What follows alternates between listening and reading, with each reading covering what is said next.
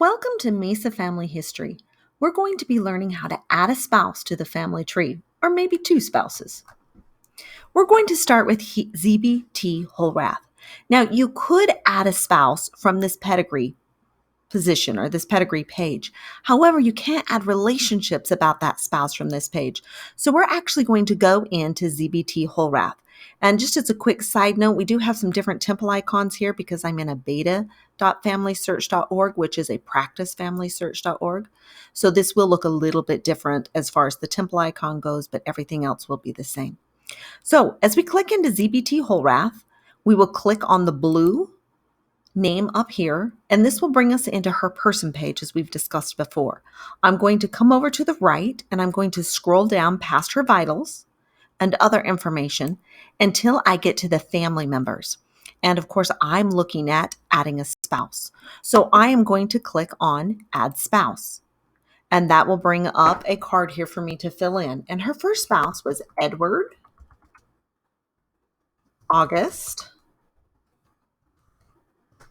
Rao. And he is male. He is deceased. He was born 16 April in 1895. Now, I want to make sure I standardize this, and since I didn't move it down to begin with, I'm going to have to move it down now and click into the date, and I'm going to put a space behind it, and that will bring up a standardized option once again, and I'm going to click on the calendar option. He was born in Blackjack, Missouri. And that was in St. Louis County, so I'm going to standardize the location down here. And he died on the 16th of March in 1917. And I'm going to standardize, and all I know is that it was in Missouri at this moment in time. And I will click Next. The system has gone out and searched, and it found another Edward Rao. If I look down here, the spouse is ZB or Zabi Holrath. Because I've done research on ZB, I know she's the only one in the whole United States, and I know this is going to be a match. So I'm actually going to add in this match. But as you can see, I have more information on Edward than this person does. So after I've added in this match, I'm going to have to go back to his vitals and add in all the information I have. We're not going to do this in this lesson, but that is something you would want to do. But I'm going to click Add Match. Now, I'm not done because we have no marriage events. I'm going to click on this edit button. When you see the little pencil inside the square, that is an edit having to do with relationships. And we need to continue to fill out the relationship here. So I will click on this edit button, and it brings up a card about Edward and ZB. And down here, we have the relationship event, and I'm going to click Add Event. Now, this is a marriage, but if it were an annulment or a common law marriage, divorce, live together, I could click any one of those to indicate what the relationship actually was. We have a marriage date of 31 August 1917. I actually put his death date wrong. His death date should have been 1967. So I'm going to have to go back in and fix that now that I see I have the wrong death date there. So I'm going to click on location, and that was in Alton. Let me try that again. Alton, Illinois. And that was in Madison County. So I'm going to standardize this location. And this was on their marriage, their indexed marriage record. And I am going to click Save. Now that relationship has been added. However, she had two spouses, and Edward did not die in 1917. He actually died in 1967. And so they were divorced. So I'm going to come back over here to Add Event under Relationships. And instead of clicking Marriage, I'm going to click Divorced. And they were divorced in 1927. I don't have the exact date, and I do know it was in Missouri.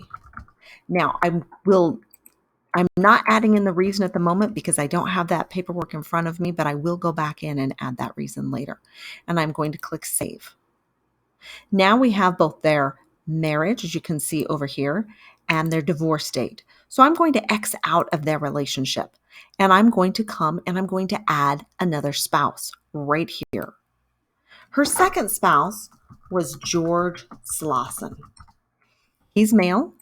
He is deceased. He was born in 1907, standardizing that, and he was born in Missouri. I'm going to have to scroll down to standardize that one, and I'm going to standardize here. If I scroll down before I start typing in, then I don't have to go back and do it later, and I can actually click on these standardized locations, but I tend to forget to do that. And then he died in 1949, where I can standardize, and he died in Washington.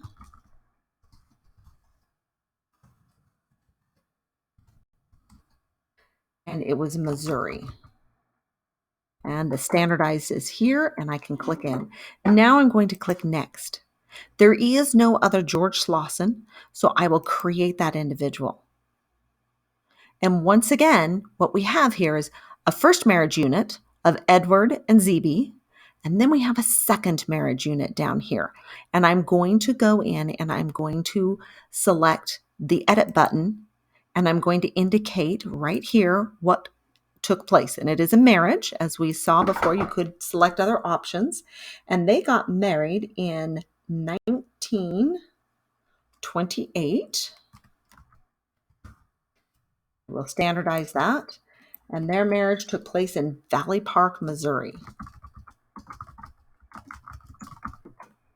And it brings up the option down here of St. Louis, which was where it was at. And this is another marriage record. It was an indexed marriage record. And I am going to click Save. Now, I know that he died before her third marriage, and I'm not going to go add that in, but I don't know exactly when he died, so I'm not going to add that information to the system. Now, you will notice just very quickly that Louise Slauson is a child under Edward Rao and ZBT Holrath. Louise Slauson actually belongs under the second marriage down here of George Slauson. And if I had added George first, then Louise would have gone under the correct marriage. But often that does not happen. So I will have to go in and edit this relationship, which we will not go into today, but you can look at the lesson on editing relationships to show how to move a child from one marriage into another marriage. And that is our lesson today for how to add a spouse in the family tree. Thanks for listening, and good luck.